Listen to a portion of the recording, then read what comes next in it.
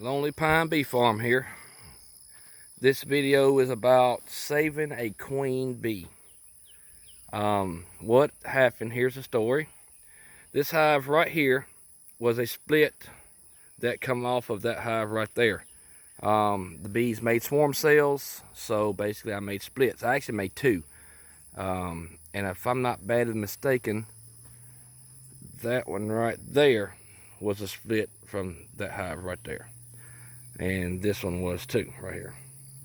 So anyway, I noticed past week I went into the hive and they would actually make a queen cell. The hive was nowhere near overcrowded, so I was under the assumption that the bees did not like that particular queen.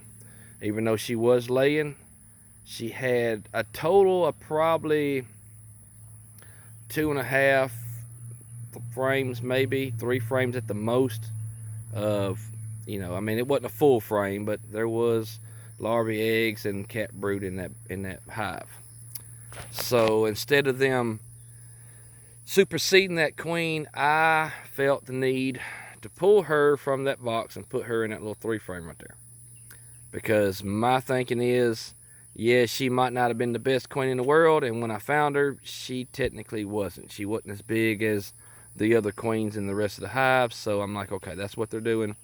So, but the way I look at it is, if you can save a queen, if she's still laying, I mean, like I said, there was almost 3 frames of brood between larvae, eggs, and brood.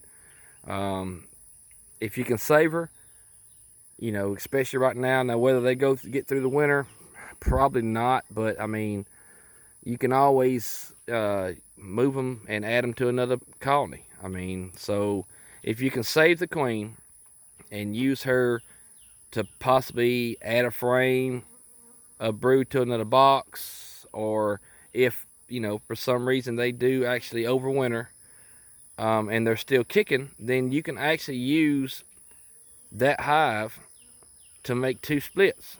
Pull a frame, as long as they got eggs and young larvae 3 days or younger, pull a frame from the hive, pull 2 frames out, make 2 splits. But my opinion is, as long as the queen is still laying, now a lot of beekeepers might disagree with me on this, but in my opinion, as long as the queen's still laying, that is free bees. I mean, why not take advantage of, I mean, I know it might not be a big advantage, but why not take advantage of the queen laying? So you can always use her for, whatever you want to do with her. But the way I look at it, save the queen. Like I said, this is Lonely Pine Bee Farm. Just a little update on what was going on in that particular hive. I know that's nature. Nature does what they do. I mean, I just couldn't see allowing that queen to stay in there, knowing that them bees were going to supersede her. And if you look up superseding, basically what happens is, once that queen gets ready to hatch out, the bees in there will kill the old queen. And I couldn't allow that to happen, not when she was laying. So basically I tricked that hive into thinking that queen's no longer there, moved her to a little 3 frame, let that hive raise a new queen, and you don't ever know.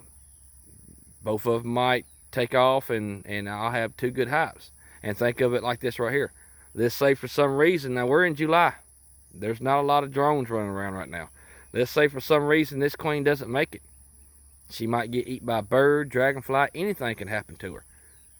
Alright, well that means you would have to pull a frame from one of your other hives to put in there to allow them to try to raise a new queen, or you could just pull this queen back, put her back in there, and they would accept her because they don't have a queen.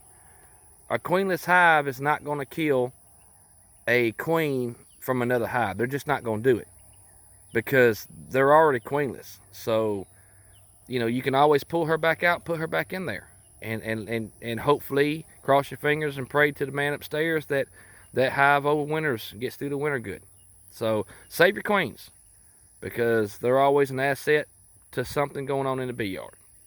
Like I said, this is Lonely Pine Bee Farm. Hope everybody's doing well. God bless. We're out.